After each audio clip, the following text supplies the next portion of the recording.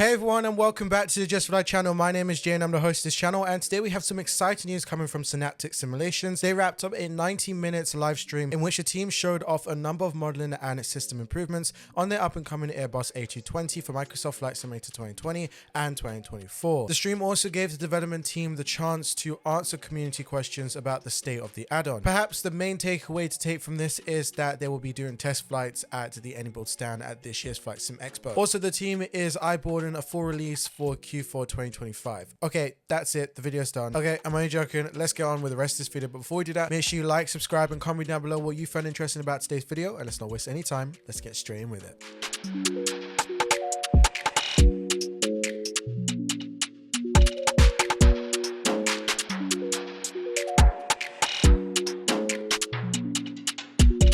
After kicking off with a cinematic trailer showcasing the aircraft lining up on the runway and lifting off, the team launched straight into the visual fidelity of the aircraft's interior and exterior model. Most of the stream runtime was actually devoted to previewing this, and we saw individual modeled rivets across every surface, with gaps presented where dirt and grime was shown to have built up. This was in part due to AnyBuild's dynamic weathering system for Microsoft Flight Simulator 2024, which the team repeatedly mentioned was in use on this aircraft. A lot of the detailing is in the aircraft's mesh and not the texture, meaning that the textures does not take up such a huge performance hit, even though they're using a very high resolution. In fact, what I wanted to say is that the developers were very keen to the point that the extraordinary visual fidelity on show was not equaling to any performance hit. That's what they said, quoting, "We are providing details in a way that will be meaningful to the consumer whilst also remaining performant." Okay, moving over to some high quality decals. They are accurate across the whole entire aircraft, such as stickers on the gear struts and near static ports, and also exterior panels, which all of these are going to be operational during the walk around in Microsoft Flight Simulator 2024. All of this is done to a level not commonly seen inside of Microsoft Flight Simulator, according to the team, and has also said that they have cross-referenced against thousands of real-world images. As we move towards the APU outlet and engines, we saw the slight oxidization was visible on the metallic surfaces. We also see evaporation marks on the painted surfaces, like the vertical stabilizers and wings. Commenting on this, the team has said that we want to have all of the basic models and wear and tear, but not overdo it on the performance. The whole goal of this is to immersive the consumer as much as possible,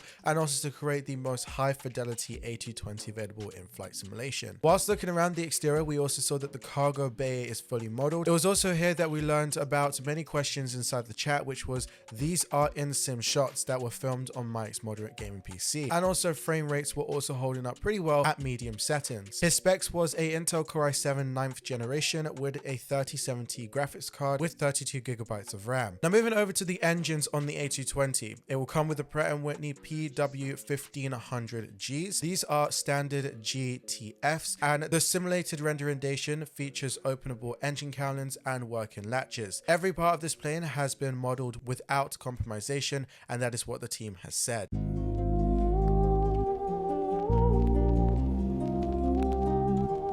Okay, shifting our attention into the interior and also the cabin. This has been modeled off the Korean Air configuration because that's what the team had more reference images for, although airline specific interiors and decals will be available on a per livery basis. The cabin crew's flight operation panel will be operational upon the release, with features including user controllable lights. We also saw that the team has created interactable overhead baggage bins as well, and bear in mind the plans are to eventually make items inside the gallery interactive as well, and the cabin will be available, yes, in both sim, Microsoft Flight Simulator 2020 and 2024. After all of the interior stuff, they then showed off the cockpit. This has the granular texture mapping that has been faithfully represented across the cockpit. Wear and tear from finger oil and dirt is visible on buttons, the glare shield, plastic panels where hands would go, and etc. Basically every single panel gap has been modeled with a mesh and not just textures, which means that dirt is going to be really caked up in areas that aren't cleaned as frequently. Materials on the plane are also going to be bespoke for every single part. One of the team's favorite areas was the pedestal, which is where you could point out that some panels have different shades, and that is intentionally. A scanner was used to get accurate hex values for every panel color on the real aircraft. All this talk of the grime and dirt is great for simmers looking for an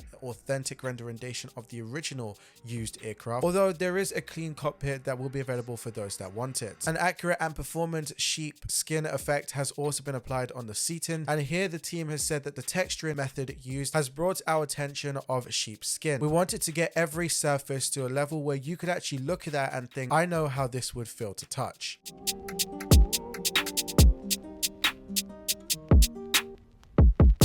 Now moving steady along to the systems, although we didn't see that much in here, the team were hit with some technical difficulties in their video playback, but we saw that the electronical and the fuel system has all been remodeled since the last stream. Fully modeled fly-by-wire and fade-out systems have also been coded and implemented, and the team have pointed out that the fade-out works granularly on a scale of 0 to 100% thrust, with full throttle lever input corresponds to maximum thrust settings. Bear in mind that this doesn't always correspond to a linear increase in the M1 percentage though, so just keep that in mind. We also got to see the APU startup and also a takeoff in the plane during this segment. One of the more interesting features, and also is very unique to the A220, is that upon passing 24% on the N1 during the takeoff roll, the aircraft deflects the vertical stabilizers so as to apply additional control authority to the nose wheel. This is a similar procedure to what you would do in the A320 and also the 737 flight decks, where the crew would apply the nose down input during the takeoff roll during low speed increments, although on the A220 it is pretty nifty that it has a automatic feature.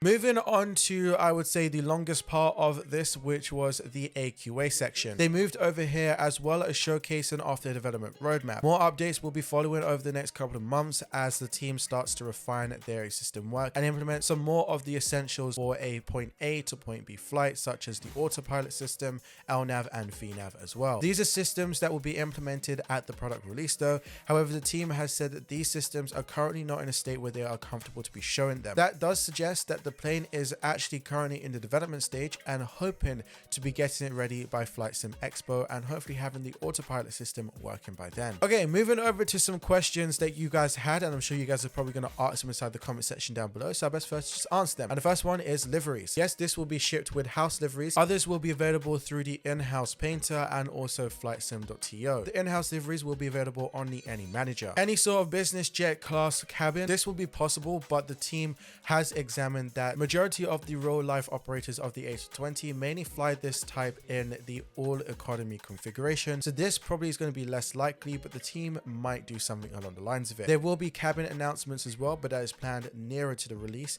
so just keep that in mind. Now moving on to a big one, which is CPDLC or ACARS. Now the Synaptics team is working to bring a new implementation of CPDLC to Flight Sim because Hoppy is, in their words, simply not up to standards, and this is still work in progress, and the team is making sure to get everything working behind the scenes, including also getting virtual air traffic control networks like VATSIM and IVAO to agree on a common interface. Now the pricing for this has not yet been decided just yet, but it will be reasonably priced at launch, and it will also have the Dash 100 and Dash 300 variants that will be included, and a ACJ coming down the line as a separate DLC. If you're wondering about RAS or brakes to vacate, the A220 has its built-in surface management system, which provides a lot of the features of a conventional RAS. This will be implemented, but the team is not sure if it will work with the default nav data. It will definitely work though with the Navigraph nav data, so just keep that in mind. Now the A220 does not have any sort of brakes to vacate system. That is going to be less likely that they do that. Now what's next for the A220? Well, the team has said that we have some ideas of another modern jet that the community might like, but they're not in that position to actually share those sorts of data. Any sort of HUD